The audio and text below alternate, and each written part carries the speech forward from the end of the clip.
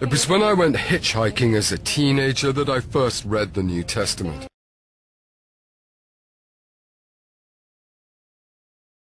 On that occasion, the driver who picked me up was a Christian, and we got talking. He said if I wanted to find out about God, I should read the Gospels. I wasn't traveling through the Egyptian desert at the time. I was actually on my way down to Exeter, hitching along the A303. But it was a turning point. And when I got home, I read the four Gospels, Matthew, Mark, Luke, and John, and I think really it was John that struck a chord with me, with its deep sense of Christian mystery, and its poetry, and its mysticism.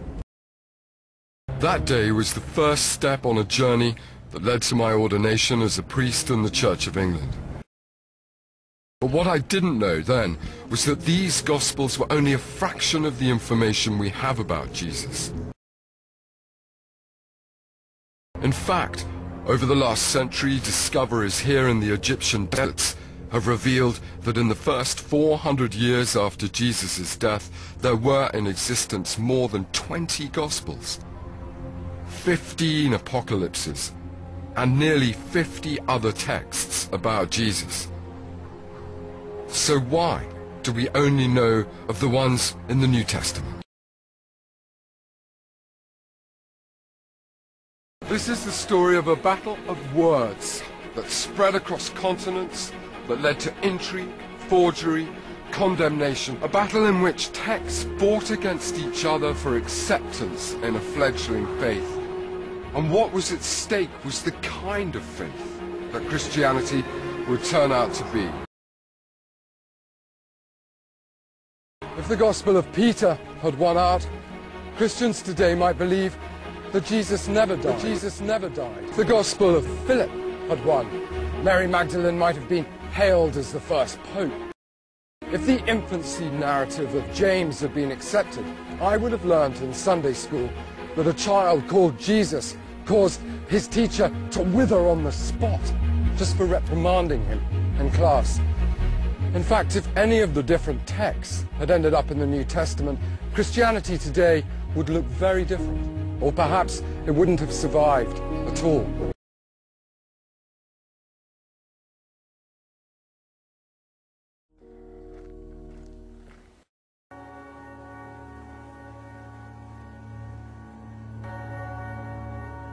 The New Testament, four Gospels, letters by the Apostles Paul, Peter and James, and the book of Revelation. It's a collection of texts that our society has taken utterly for granted as the books that form the basis of Christianity. Certainly this apparently perfectly ordered set of texts are those I've had to absorb. I've had to study since becoming a priest in the Church of England. But throughout all my theological training and all the conversations I've had with other priests and Christian academics, we've never really discussed, I never really knew about the countless other books that didn't make it into the New Testament. This film is the story of my journey to uncover this treasure trove of lost literature, and through it, the very different forms of Christianity it represents.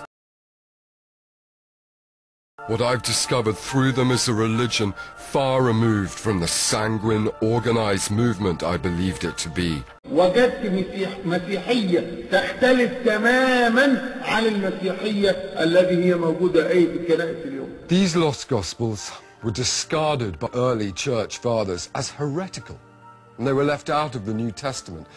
But I've come to believe that without them, we can't begin to understand the origins of the Christian Church. These texts have reawakened in me a new fascination in Christianity and shown me what an extraordinary place the early church must have been. My journey begins in Egypt.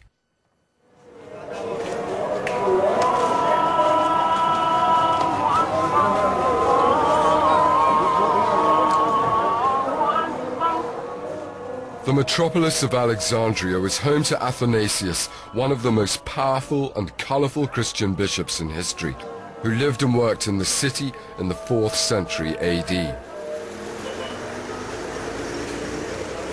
Described by one contemporary as a man whose face was radiant with intelligence, he wrote every year to all the Christians under his jurisdiction to tell them when to celebrate Easter. But in his 39th letter, written in 367 AD, he had something more controversial to say. What Athanasius included in his letter was a list, but not just any list.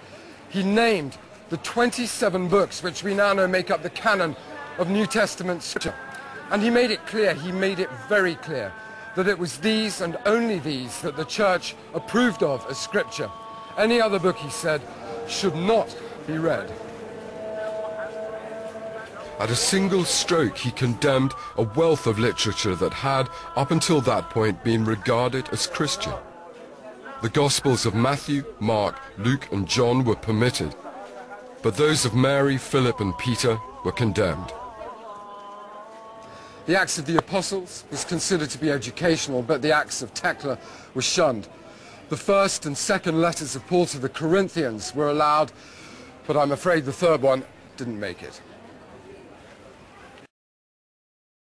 Athanasius' edict was remarkable because it was the first time anyone in the top echelons of the church hierarchy had suggested that only certain books would be tolerated. And for nearly 2,000 years, those texts that the bishop banned remained a complete mystery to us. Really, all we had was scant references to them, found in the writings of their enemies, the early church fathers, who only mentioned them purely to condemn them and to warn his congregation of the erroneous teachings they contained. And perhaps this might have remained the case if it wasn't for a chance find in December 1945, a discovery that forced scholars to completely rethink the nature of early Christianity. الله أكبر، هذا الاكتشاف لنجح